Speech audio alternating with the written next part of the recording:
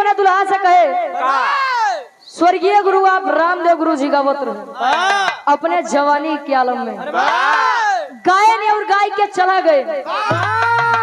तू कहा प्रतापगढ़ कुछ है देर में जा। गुरु जी गावे कैसे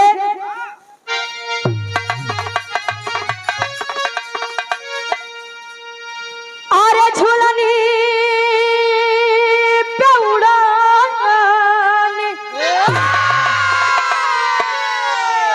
अरे झूलनी पे उड़ानी हाय जहाजिया उड़ादा, हाय जहाजिया उड़ादा हमार पाई से बड़ा जहीरा